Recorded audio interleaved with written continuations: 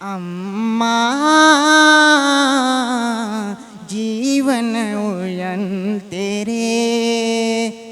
නොනිමි දැල්වෙන පහනකි නිරන්තරේ ඔබ මට සුවයගෙන අම්මා ජීවන උයන් තෙරේ සඳ වතුරින් ඔබේ රුවිරින් මගියලුණු අමිල වූ සෙනෙහස පුතුට පොවනු මැන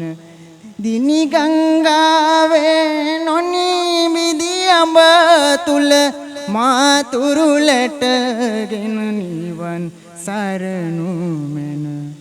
අම්මා ජීවන උයන්